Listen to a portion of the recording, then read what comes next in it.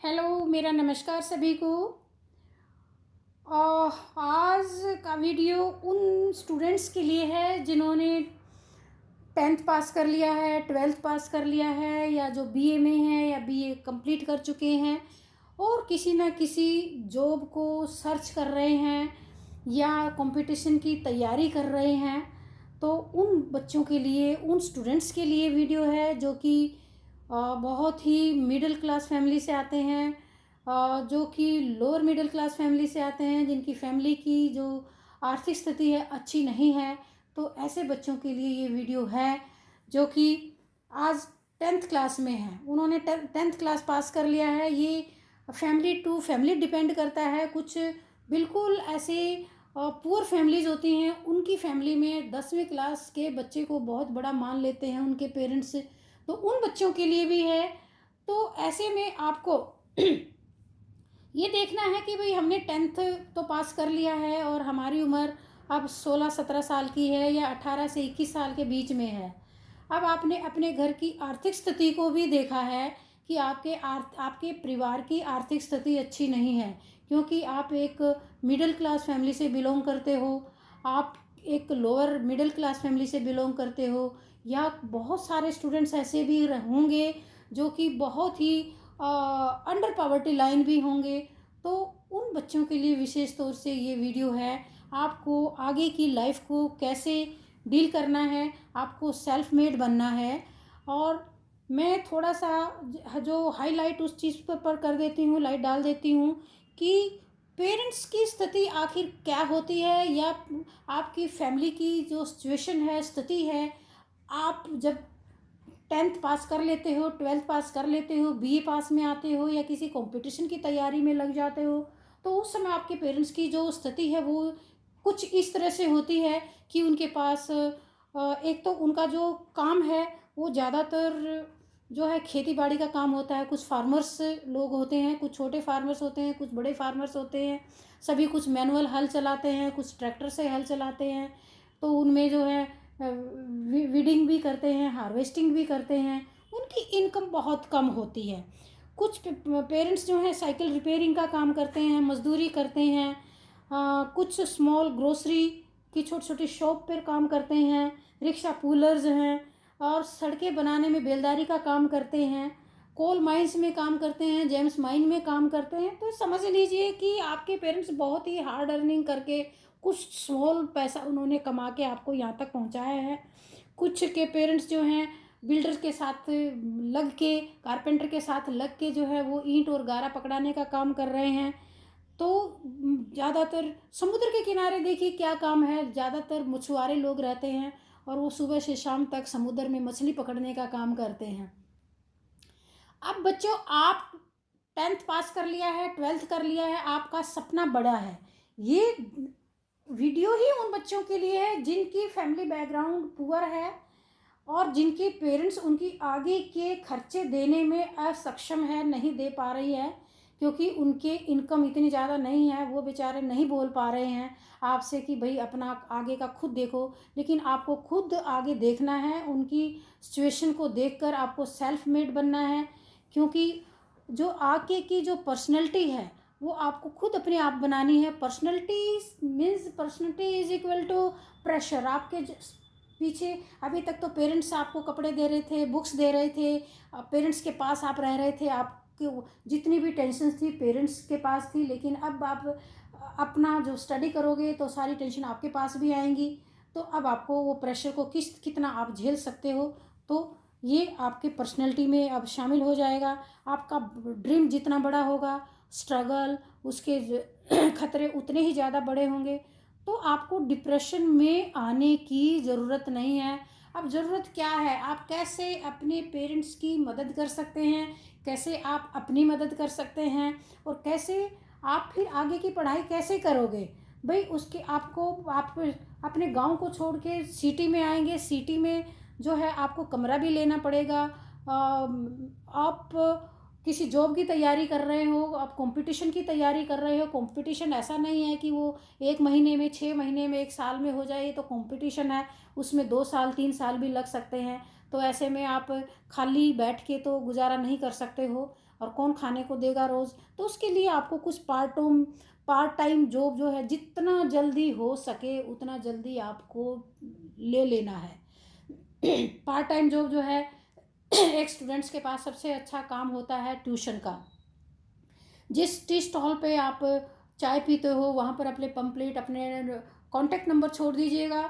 अपने आसपास के जो गली मोहल्ला हैं जहाँ आप रेंट पे रह रहे हो, वहाँ पर अपने किसी कागज़ पर अपना मोबाइल लिख कर, अपना कॉन्टैक्ट नंबर लिख कर वहाँ छोड़ दीजिएगा, भाई मैं इस क्लास के बच्चों को पढ़ाना चाहता हूँ और मेरी ये योग्यता है। तो इस तरह से, या इसके साथ साथ एसी रिपेयरिंग का, शहरों में जो है सबके पास एसी हैं, सबके पास कूलर्स हैं, सबके पास वॉशिंग मशीन है, टीवी है, ये ख़राब होते रहते हैं, मोबाइल है, मोबाइल, इन चीज़ों के आप रिपेयरिंग के काम थोड़े से सीख लीजिए पार्ट टाइम, और इनको करिए कि घर घर जाके जो है होम डिलीवरी, होम वर्क जो है सर्विस देकर आइए। उससे आपको जो पैसा मिलेगा उससे आप बुक्स खरीदिए, अपनी डेली का जो आपके खर्चे हैं उनको पूरे कीजिए। क्योंकि अब आपको भी नहीं लेना चाहिए, क्योंकि पेरेंट्स तो आपको नहीं कह पाएंगे भाई हम आपको अब आगे नहीं दे पाएंगे, लेकिन आपको सोचना है, क्योंकि पेरेंट्स के पास खुद आपके छोटे भाई बहन हैं, आपकी छोटी सिस्टर है, उसको पढ़ाना भी है, उसकी शादी भी करनी है। अभी तक तो अपनी जो अर्निंग का है 25% जो है वो अपने अपनी बेटी के लिए ही जमा कर रहे थे कि भाई बेटी की शादी करनी है, उसमें दहेज भी देना है। और जॉब भी, मैं मान लो वो जॉब में भी थे, कुछ ज़्यादा जॉब में नहीं मिलता था।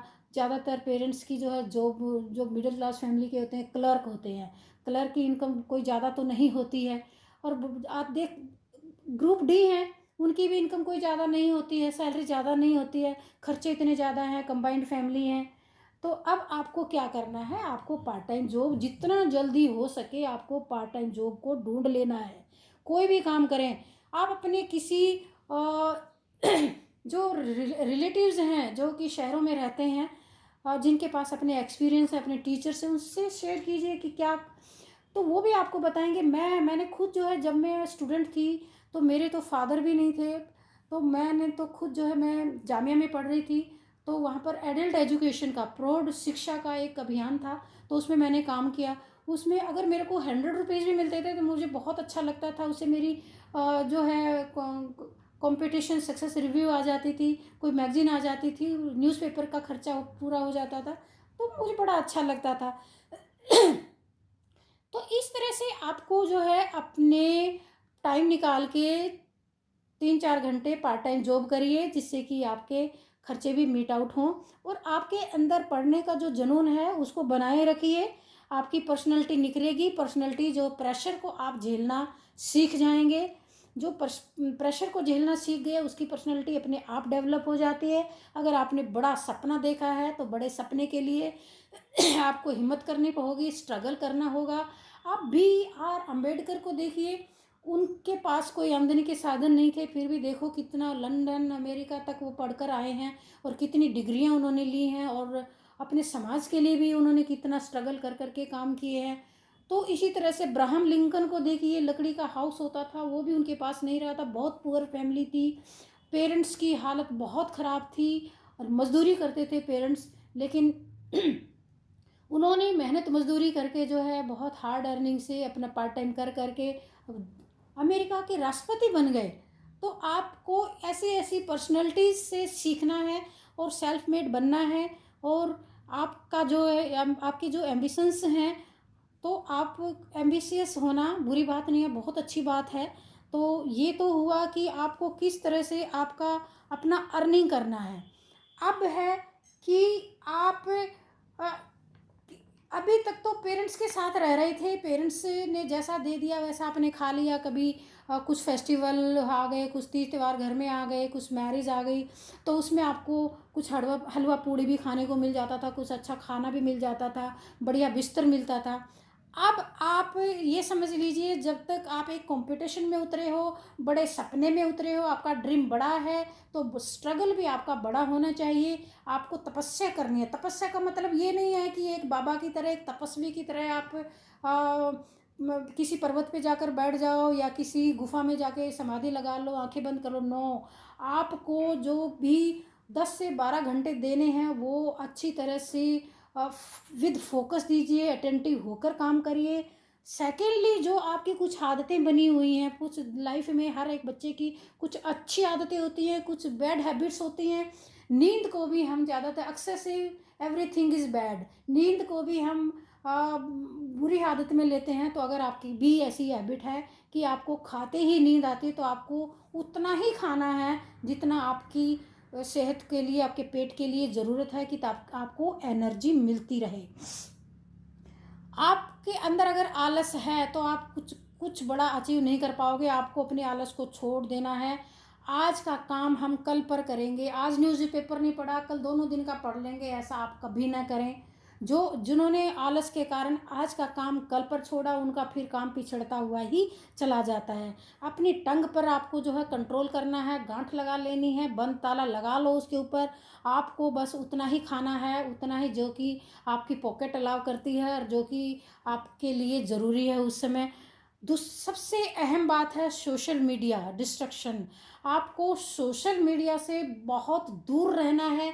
आपका जो ड्रीम है, आपको आईएएस ऑफिसर बनना है, आपको डॉक्टर बनना है, इंजीनियर बनना है, बैंक ऑफिसर बनना है, आपको प्राइवेट सेक्टर में जाना है या फिर आपको गवर्नमेंट सेक्टर में जाना है, ये आपका सपना है। आपको उसको कैसे पूरा करना है। लेकिन अगर आपके सपने के बीच में सोशल मीडिया आ जाता है, आपको मोबाइल को बंद करके एक साइड में रख देना है। व्हाट्सएप के नो नोटिफिकेशन, फेसबुक के नो नोटिफिकेशन, यूट्यूब के नो नोटिफिकेशन।